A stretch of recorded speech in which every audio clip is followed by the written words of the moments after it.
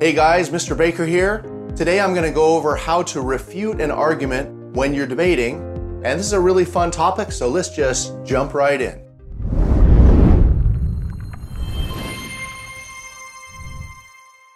There's a couple important things to remember when you're refuting arguments. First, the process is very similar to making an argument. We use the AREI method to make arguments. When you're refuting, you replace the A, the first step, making an assertion, with I, which is identify. You have to tell the judges, the audience, what you're refuting. You start off like this. You say, my opponent said this. Okay, that's I, identify what you're refuting. Then you do your reasoning, your evidence, and your impact. The rest of the process is the same. The second thing to remember is that you don't have to refute every point of their argument. You don't need to talk about every point of reasoning, every point of evidence that they brought out. You just have to be effective at refuting the key point of their argument, and you have to overcome that almost like popping a balloon. In class, I talked about how making an argument is like blowing up a balloon. Takes several breaths. Well, you can pop that balloon with the right counterexample. With the one right piece of reasoning or evidence, you can completely deflate their argument and win. So look for that really, really great idea or method, and that will save you time when you're refuting arguments. And in a debate, time is life. You have to really manage your time well. So now we'll look at an example of how to do that. I'm going to refute the two arguments I made in the previous video. Here we go. One of the arguments my esteemed opponent made in the previous video is that Androids are better than iPhones because they're cheaper and they sell a lot more. Well, I'm here to tell you that's simply not true. Think about it.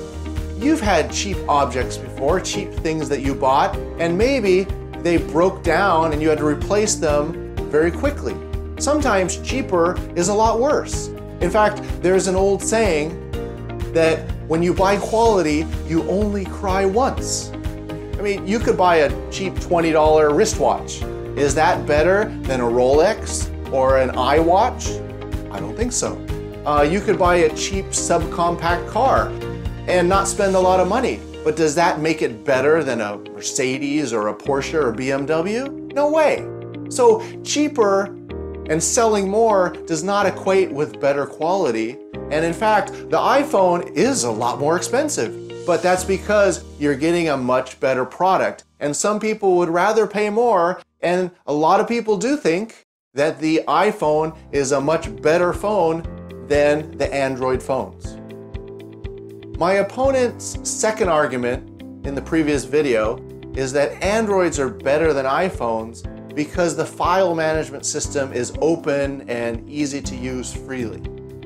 And while I'll concede that it is easier to use, that doesn't make it better. See, the problem with having an open system like Android has is it opens up vulnerability to attacks, viruses, phishing attacks, all sorts of negative things on the internet that can attack a file system are just open and dangerous in the Android system. Whereas an iPhone, it's a closed, protected system for that reason. So you can go on the internet and you can find a lot of people who switched over to iPhone because they had an Android phone and they got attacked, their phone got hacked, and they had problems like that. So having an open file management system, that's not necessarily a better thing. It's more dangerous, and many people think iPhone is better because their system is protected and safe. As you just heard, iPhone is actually better. iOS is better than Android because I just refuted both of my opponent's arguments. iPhones are more expensive, yes, because they're a better product. They're more of a quality product. Many people want to pay for that. iPhone has a protected file system. That's a good thing. It protects you from all the dangers of the internet and evil people who want to hurt you and steal your money and make your life miserable.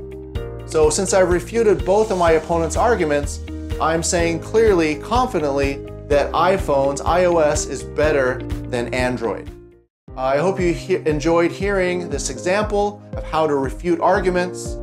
We'll catch you next time for more about how to debate.